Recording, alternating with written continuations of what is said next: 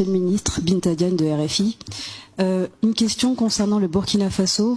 La Côte d'Ivoire a donné du matériel militaire au Burkina pour l'aider à lutter contre le terrorisme. Je me fais la porte-parole d'un auditeur qui a une question à ce sujet et qui demande pourquoi est-ce que la Côte d'Ivoire n'a pas fait ce geste-là avant, sachant que les problèmes de terrorisme sont connus depuis un certain temps dans ce pays. Peut-être vous pouvez revenir en détail aussi sur les motivations qui ont expliqué ce geste. Merci beaucoup. Chers frères, cette femme journaliste de RFI, on sait très bien que RFI, c'est la France. Elle ne pose pas une question. Elle arrive devant le porte-parole du gouvernement et elle fait une affirmation en disant que la Côte d'Ivoire a donné des armes au Burkina Faso. Alors, pourquoi la Côte d'Ivoire n'a pas donné ces armes-là au début du terrorisme et maintenant où le terrorisme a gagné beaucoup de terrain au Burkina Faso, c'est là la Côte d'Ivoire vient donner les armes. Et vous allez écouter, c'est-à-dire elle n'a pas tourné autour du pot. Hein. Elle n'est pas allée à l'ouest, elle n'est pas allée à l'est, au sud. Elle allait tout droit.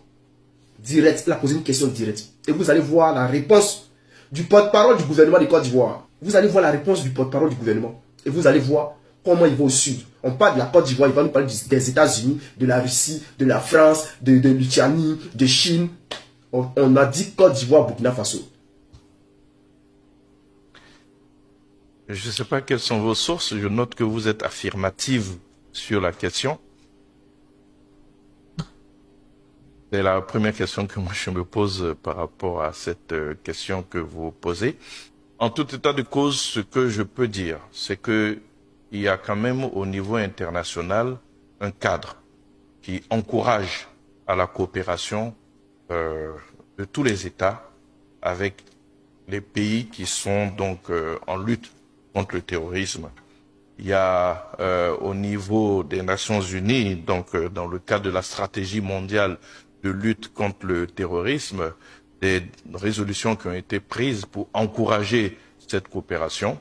Même au niveau de la CEDEAO, il y a eu un protocole qui a été donc également pris afin de faciliter cette coopération entre États qui luttent contre le terrorisme.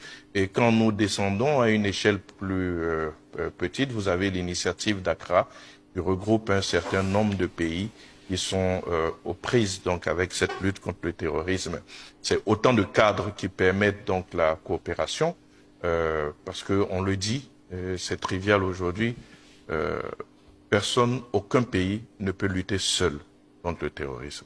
Ce qui m'étonne ici, c'est que ce monsieur dit, d'abord, pour aider le Burkina Faso à lutter contre le terrorisme, il y a beaucoup de démarches à faire. En français clair, il y a beaucoup de démarches à faire, donc des accords qui ont été signés, des accords qu'il faut respecter, ceci, cela. Or, nous avons vu ici la Côte d'Ivoire au Mali.